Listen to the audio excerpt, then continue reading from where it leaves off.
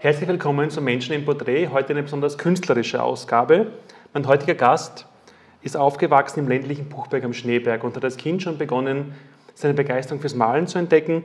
Sein Großvater schenkte den ersten Malkasten und aus dem anfänglichen Zeichnen wurde dann bald eine große Leidenschaft. Die Eltern, beide sehr bodenständige Berufe, hatten nicht viel Verständnis für die Malereien des Sohnes. Wenn er Geld übrig hatte, ging es los zum Kiosk, Zeitschriften kaufen, Kunstzeitschriften, um die Werke der alten Meister zu bewundern und von ihnen zu lernen.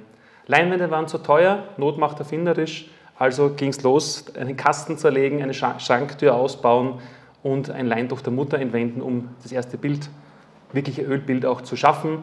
Vom Schreiner aus dem Abfall heraus Holzleisten zusammenklauben und den Rahmen zu basteln. Das war sein erstes wirkliches Werk.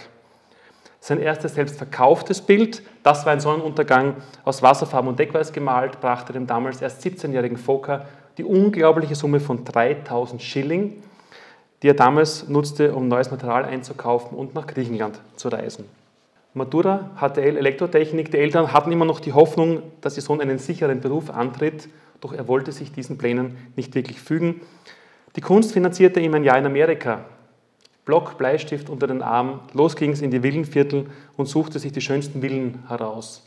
Hingesetzt, losgezeichnet, die Besitzer wurden misstrauisch, wollten nachsehen, wer ihr Haus beobachtet, was der Fremde hier wolle und kauften schlussendlich für ca. $100 die ersten kleinen Meisterwerke mit Bleistift auf Papier. Auch nach der Rückkehr aus Amerika wollte er immer noch keinen vernünftigen bürgerlichen Beruf erlernen und verdiente seinen Lebensunterhalt immer mehr durch das Malen, auch durch das Zeichnen von Häusern und ersten Aquarellen. Zug um Zug begann auch die Ausstellungstätigkeit, zuerst in kleinen Cafés und Banken, kleinen Galerien, Kunstmessen, bis sie in der internationalen Kunstszene angekommen sind, dort auf Kunstauktionen weltweit zu Höchstpreisen versteigert werden und rund um den Erdball in den größten Sammlungen, öffentlich wie privat, unter anderem von Frank Stronach und Novomatic-Gründer Professor Johannes Graf, sich wieder gefunden haben. Was Fokker so besonders macht als Künstler und Maler, eigentlich hat er nie wirklich malen gelernt im akademischen Sinne. Was er kann, hat er alles selbst gelernt, sich selbst beigebracht, Beobachtung der Natur, Studieren und Analysen der Gemälde der großen Meister, dazu kommen wir nachher auch noch, und viel Mut, Neues auszuprobieren. Es gibt einige berühmte Künstler, die alle Autodidakt sind, genau wie Fokker, zum Beispiel Vincent van Gogh. Und gerade weil er kein studierter akademischer Maler, sondern wirklich Künstler von Herz und Begeisterung ist, freue ich mich sehr auf dieses Gespräch. Danke für die Einladung, herzlich willkommen. Wir sind hier bei dir im Atelier, Buchberg am Schneeberg. Die Geschichte ist wirklich sehr beeindruckend. Malen nicht gelernt, die Eltern wollten, dass du was Gescheites machst später und nicht mit dem Pinsel quasi aktiv bist und wollten dich einfach zum vernünftigen Job motivieren.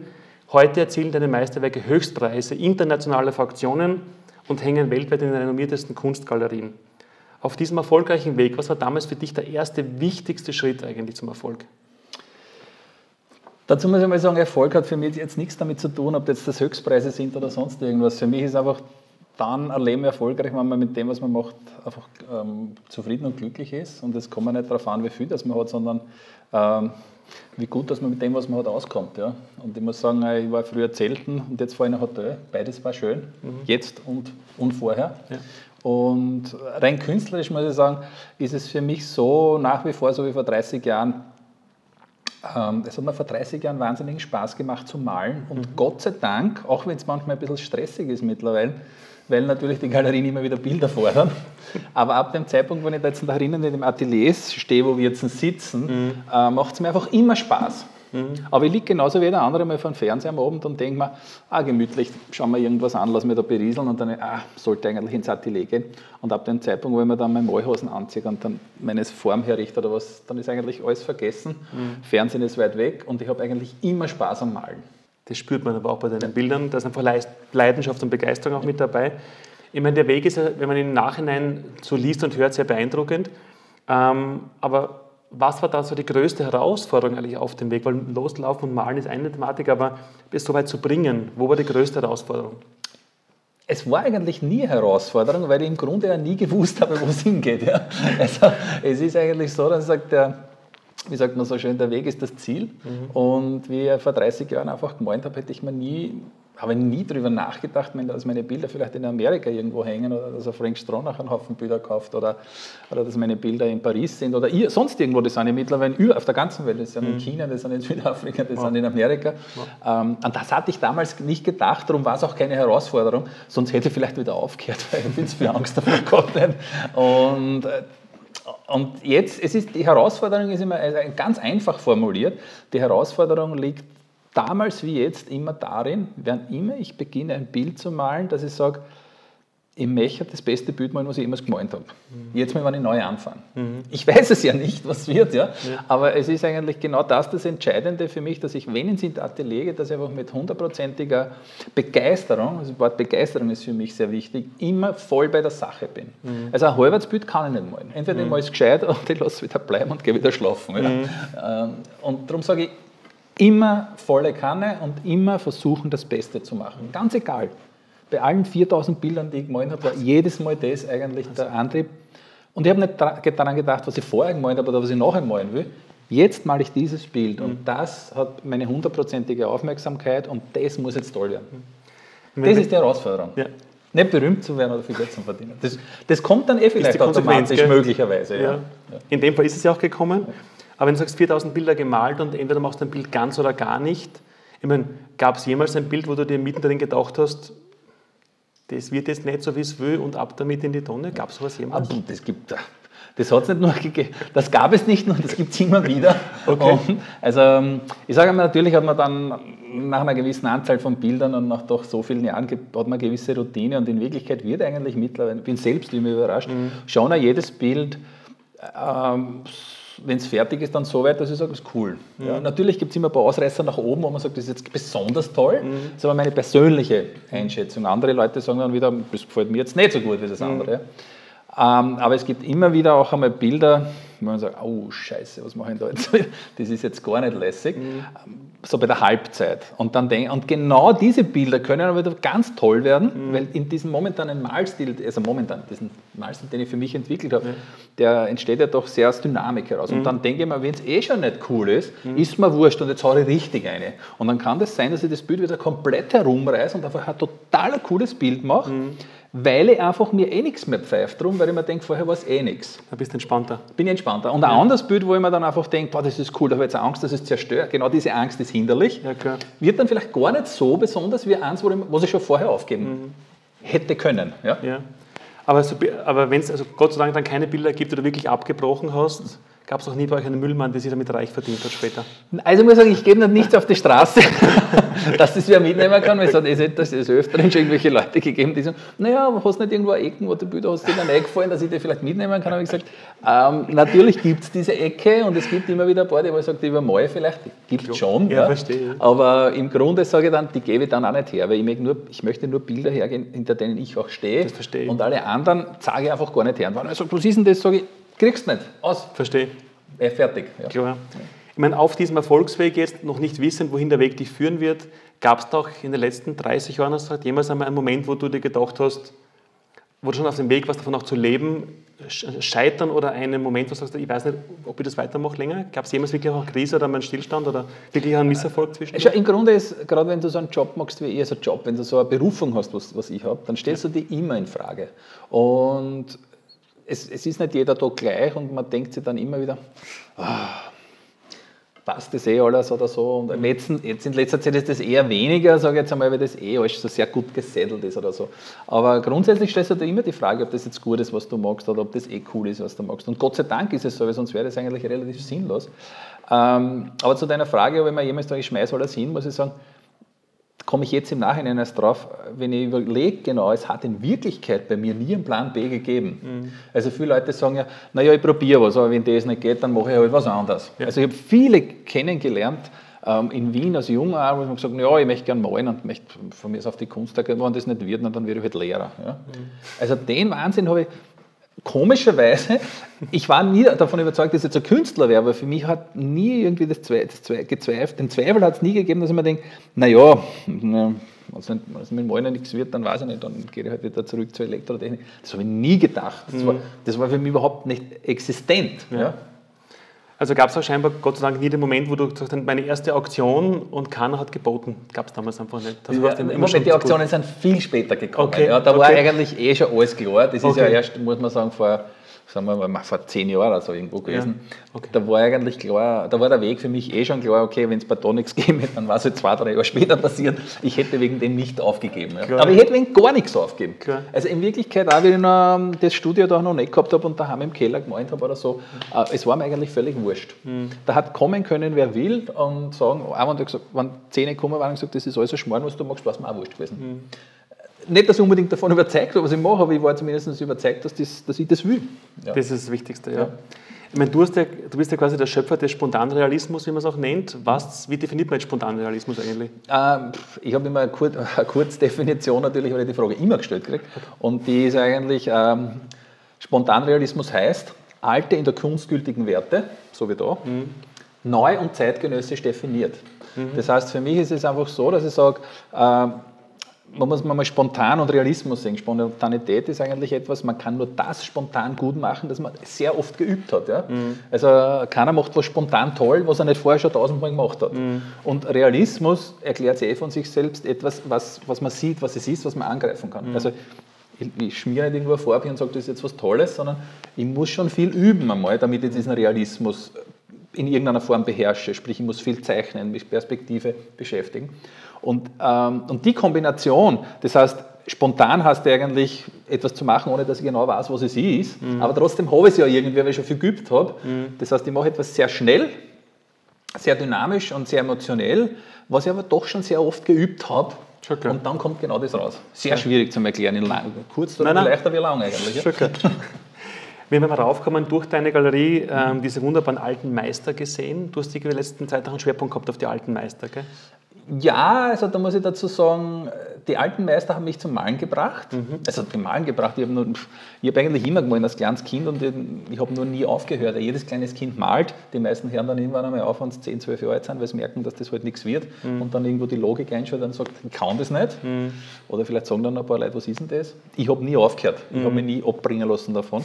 Und irgendwann einmal, wie ich dann eben zu meiner technischen HTL-Zeit in die Schule gegangen bin, bin ich dann nachher immer in der Bibliothek gesessen und da hat es dann eine Kunstabteilung gegeben, es hat ja noch kein Internet nicht gegeben, bin dort gesessen und habe einfach die Bücher, die Malbücher angesehen, ja, von alles mögliche, Renoir und Degas und natürlich auch eben Leonardo da Vinci und Michelangelo und wie sie halt alle heißen und bin immer bei diesen alten Meistern hängen geblieben, weil mich das so fasziniert hat, nämlich das malerische Können hat mich interessiert. Also mich interessiert jetzt nicht dieses Herumgetue da und irgendwie so, wo man 7 Kuratoren braucht, damit man das Bild versteht. Ich sage immer, dann hätten sie in ein Buch schreiben und so viel reden müssen über ein Bild. Also, wenn ich ein Bild nicht gleich kapiere eigentlich und mir denke, das ist cool, dann bin ich kein Maler. Aber mir war immer das Handwerk sehr wichtig und diese alten Meister haben das einfach gehabt und mit denen habe ich eigentlich so begonnen, so blöd, das klingt ein bisschen fast überheblich, dass ich versucht habe, einfach wirklich in Öl mich damit zu beschäftigen und zu schauen, wie haben die das gemacht. Und habe das natürlich damals nicht so toll kennen, logischerweise, aber ich habe es versucht. Ja. So sind die ersten Ölbilder entstanden. Dann später habe ich mich natürlich mit Surrealismus und alles Mögliche beschäftigt, wie es halt so ist als 20-Jähriger, ist das eine coole Geschichte, einfach um ein Ventil, um seine innersten Dinge da loszuwerden. Und jetzt, nach einer sehr langen Zeit, nachdem ich für mich irgendwie mein Ding gefunden habe, sprich, was ich halt jetzt Spontanrealismus nenne, meine Art zu malen, habe ich mir gedacht, immer mehr ist das Bedürfnis, wenn ich sage, ich möchte diese unglaublichen tollen Maler, die mich damals so inspiriert haben, vor über 30 Jahren, die würde ich jetzt gerne mal auf meine Art und Weise versuchen zu malen. Was natürlich aber schon eine ziemliche Challenge ist, weil da kann man natürlich schon sehr scheitern, weil ich meine, solche tollen Werke, also da habe ich schon eine riesen Ehrfurcht davor gehabt, nicht, dass da jetzt einer sagt, na habe ich der jetzt und probiert er das, na was ist denn das für ein Schmarrn? Also da muss man sich schon ganz gut überlegen, was man da interpretiert, weil ich möchte das ja nicht kopieren, ich möchte ja auch wissen, dass die Leute, wenn sie das sehen, das ist ein cooler Fokker, aber Vorbild Michelangelo und das muss trotzdem gut sein. Ja. Ich meine, du hast vorher kurz einen Punkt angesprochen, Kindheit, Kinder, die zeichnen, eine Frage, die mir auch ganz wichtig ist. Ich meine, jedes Kind zeichnet und malt begeistert. Die meisten Erwachsenen tun das aber nicht. Wo ist da quasi, was da passiert dazwischen? Also, dass einfach die Kreativität verloren geht bei vielen, aber auch später dann im Beruf, wo quasi wann und warum stirbt bei den meisten Kindern? Ich glaube, ich habe das nachgelesen in Wirklichkeit, wir haben das recherchiert, weil ich früher immer mal sehr viele Kurse und Seminare gegeben habe und da hast du natürlich jetzt nicht unbedingt Kinder, sondern eher Erwachsene eigentlich immer gehabt und die haben immer gefragt, warum kann ich das nicht und kann ich das nicht, und dann habe ich mal recherchiert und habe überlegt, warum ist das wirklich, obwohl ich es innerlich wusste. Im Grunde ist es so, dass man sagt, jedes Kind malt gerne. Und da ist halt dann eine Kugel mit 4 Striche und 2 Dinge oben ist halt ein Hirsch. Ja? Und ein Dreijähriger findet es besonders toll, wenn er das macht. Als 7, 8, 9, 10 bis 10 geht das noch irgendwo. Dass man sagt, schau Mama, was ich Tolles gemacht habe. Und die Mama sagt, das ist aber hübsch und lieb und so weiter. Nur als 12-Jähriger sagst du dann, schaut da nicht wie ein Hirsch aus. Und dann fängt man sich dann irgendwie mehr oder weniger dafür zu genieren. Es gibt auch ganz wenige Kinder, das erlebt in Schulen, die gern zeichnen wollen. Zeichenunterricht ist oft eigentlich eine Bestrafung. Ja. Okay. Also, und vor allem steht ja dann die Lehrerin total frontal davor und sagt, wir malen jetzt alle einen Autofriedhof. Ja. Und gerade das haben nicht vorgezeigt auf der Tafel wie, und dann sind 20 Autofriedhöfe, dann über einer gleich wie der andere. Ja. Und also für mich, ja, und dann abgesehen davon, dass man jetzt analytisch denkt und sagt, das ist kein Hirsch, die Kugel mit den 4 Strich, kommt dann noch die Lehrerin dazu, die haben noch niederbetoniert und sagt, was man tun muss. Und dann hört man einfach auf damit, ganz einfach. Ja. Ja. Künstler wird ja kaum einer, weil die Promille, die davon leben können, das ist jetzt sehr schwierig und dann hört man einfach auf. So ist es. Ja. Ja. Ich meine, das hast du auch jetzt kurz angesprochen, die Promille, die davon leben können, ist auch natürlich sehr schwierig. Ich meine, wenn wirklich jetzt jemand von seiner Berufung auch zum Beruf machen möchte und in einem künstlerischen Segment, egal ob jetzt Malen, Bildhauerei, für sich seinen Lebensunterhalt verdienen möchte, zumindest ausreichend verdienen möchte, welchen Tipp würdest du so jemandem geben, der quasi den Sprung vom Kellermaler zum zumindest Brotberuf schaffen will? Tipp ist natürlich immer sehr schwierig, in welche Richtung das man tendiert. Ich sage immer so, ich glaube, man muss authentisch bleiben in dem, was man macht. Man muss wirklich versuchen, sein eigenes Ding zu machen. Man soll nicht schauen, was der Markt will, sondern der Markt muss das wollen, was man selber macht. Ja? Man muss sich seinen Markt schaffen und man muss einfach was Einzigartiges, wie überall in der Werbung, um was geht es? Es geht immer um Einzigartigkeit, etwas, das es noch nicht gegeben hat. Und wenn man in seiner Malerei sich etwas erarbeiten kann, ja, das wird einem ja teilweise auch, das passiert halt einfach, was an Wiedererkennungswert dann hohen hat und dann auch vielleicht noch eine künstlerische Qualität, sprich auch eine handwerkliche Qualität dahinter ist. Dann braucht es noch gutes Marketing, ein bisschen ein Klick, dass die richtigen Leute kommen und dann könnte es vielleicht was werden. Aber wie wir alle wissen, es gibt so viele Leute, die malen und es gibt nur ganz, ganz wenige, die dann den Sprung schaffen und man sagt, okay, es kommen die richtigen Leute, es passieren die richtigen Dinge zur richtigen Zeit und dann funktioniert das halt einfach. Und als Nicht-Kunstkenner denkt man sich auch oft, bei deinen Werken verstehe ich, dass sie diese Preise erzielen, was wirklich Kunst ist. Auf der anderen Seite gibt es, finde ich, oft tolle Künstler, die davon nicht leben können, obwohl sie handwerklich extrem geschickt sind. Und dann gibt es teilweise auch, unter Anführungszeichen, jetzt Maler, die Höchstpreise erzielen, wo ich persönlich sage, das Bild berührt mich überhaupt nicht. Da spüre ich Emotion dahinter, das berührt einen. Also ist immer auch schon der Markt dann da. Wer quasi ist bereit, den Preis für die Bilder zu bezahlen? Ich sage, es ist relativ einfach. Du sagst jetzt, dich berührt das. Das finde ich auch schön, finde ich toll, dass das so ist. Es gibt auch viele Leute, die es berührt. Viele wieder sagen einfach, das ist Kommerz. Ja? Also es muss unbedingt, das darf alles, was Kunst ist, und dann, wenn man es ja nicht versteht. Ja? Ist nicht mein Zugang. Ja? Ja, das verstehe ich. Also für mich ist es dann Kunst, ich kann immer nur mein persönliches Ding sagen, wenn ich ein Bild, eine Skulptur oder irgendwas sehe, dann muss mich das einfach packen und beeindrucken. Genau. Da brauche ich nicht 7 Leute drüber reden, was ich nicht verstehe, weil sie es so kompliziert beschreiben, dass sie es selber nicht verstehen. Ich muss davor stehen und sagen, das ist einfach geil. Ja. Und dann ist es für mich, und es muss einzigartig sein natürlich und diese ganzen Qualitätsdinge von vorher irgendwie haben, dann ist für mich Kunst, für mich persönlich Kunst einfach. Und damit es dann wirklich auch noch einen Wert bekommt, das ist natürlich eine schwierige Geschichte und da geht es einfach relativ um ganz einfache Dinge. Wer sagt, dass das, was du magst, gut ist? Wer kauft es und wo wird es verkauft? Richtig, ja. Und das ist dann eine reine Marketinggeschichte in irgendeiner Form, wenn das Produkt schon gut ist, wie bei allen. Und das ist ja dann, man muss da ein bisschen einen Klick einfach auch haben. Klar. Aber wie einer meiner größten Sammler, also der größte, der Frank Stronach schon mal gesagt hat, er hat gesagt, schau Fokker, Ich habe viel Glück in meinem Leben gehabt, aber ich habe auch viel dafür gearbeitet. Genau. Also ich sage, Glück haben immer nur die Leute, die auch wirklich was davor tun. Wenn du nichts tust, hast du kein Glück, passiert halt nichts. Das stimmt, ja. Wenn du es vorher kurz erzählt hast, wenn du dann in dein Atelier gehst und ein neues Werk beginnst, dass du dann quasi ganz hier bist beim Tun. Ich meine, wenn du dich so in ein Werk hineinstürzt, emotional und auch gedanklich, während du malst, was geht denn in deinem Kopf eigentlich vor? Also während im Malen, das ist eine ganz tolle, schöne Sache für mich eigentlich, über die was ich mich dann wirklich immer gefreut, dass ich die noch immer habe, nämlich genauso, da bin ich wieder 15, 10, 17, 19, was auch immer, da bin ich immer gleich eigentlich.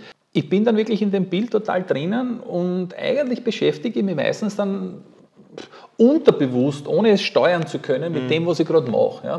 Also wenn jetzt da hinten das zum Beispiel malen, kommt mir so eine Erinnerung, dass ich sage, wie ich vielleicht selber in der Sixtinischen Kapelle war oder so und das einmal gesehen und da kommen so Fetzen daher, wie ein Traum eigentlich. Ja? Also ich habe das Motiv, ich habe natürlich von dem Motiv einen Ausdruck daneben, weil ich halt das nach dem male, aber grundsätzlich passieren dann so Dinge. Ja? Das kommt dann daher oder eben wie ich in Rom war oder wie von mir in Florenz war oder dann überlege ich mal, wie Kunden die geklebt haben, dann kommt wieder so ein Fetzen daher, wo ich vielleicht einen Film einmal gesehen habe aus der Zeit. Ja. Das kann ich nicht beeinflussen. Und genauso ist es, wenn wir jetzt an Jimi Hendrix oder sowas malen, dann, ich horche jetzt nicht unbedingt Jimi Hendrix dazu, aber es ist so, dass ich einfach mein Verständnis für die Zeit immer wieder irgendwie da drinnen versuche, das versucht sich dann immer wieder in mein Hirn einzuschleichen, was war damals, Hippie-Zeit und dann Woodstock und man hat ja das alles schon gesehen und genau diese Eindrücke kommen dann auf einmal, ohne dass ich weiß, warum. Ja. Das heißt, unbewusst denkst und spürst du dich hinein in diese Zeit, in diese Situation? Ich denke überhaupt nicht drüber nach, das passiert einfach. Genauso wie du einen Traum nicht steuern kannst. Wenn du träumst, dann träumst du. Das kannst du nicht steuern. Ja. Und ab dem Zeitpunkt, wo ich da den ersten Strich jetzt von Jimi Hendrix von mir aus mache, dann denke ich einfach an den in irgendeiner Form. Ich kann jetzt nicht den Jimi Hendrix malen und an einer Kurvenfeld. Das würde mir da nicht einfallen dazu, ja, sag ich jetzt einmal. Ja. Das würde das Ergebnis vielleicht leicht verändern dann ein bisschen. Ja, genau. Nein, ich bin einfach dann in dieser Welt drinnen, nicht in dieser Person, aber alles, was vielleicht um diese Person passiert ist und in dieser Zeit, wo sie gelebt hat. Das kommt dann ständig irgendwie so daher und das ist es einfach. Ja. Und natürlich versuche ich, ein geiles Bild zu machen. Das ist einfach das Allerwichtigste für mich dabei. Ja. Wenn man jetzt recherchiert, dann liest man sehr viel, was Sammler, Auktionshäuser, Kunstkenner über dich sagen, über deine Meisterwerke sagen. Ich fand einen Ausspruch von Otto Hans Ressler, von Ressler Art Auction sehr schön, der hat über dich gesagt, Fokker ist ein Künstler, der noch an die ewigen, in der Kunst gültigen Werte festhält. Was er malt, entspringt seiner Emotion und die Werke entstehen mit Schwung und Begeisterung.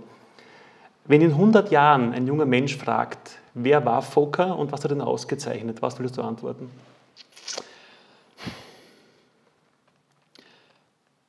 Also wenn in 100 Jahren jemand fragt, wer ich bin oder was ich war, dann habe ich schon gewonnen, weil dann habe ich nämlich die 100 Jahre übertaucht. Ja. Würde ich einmal zuallererst sagen. Ja.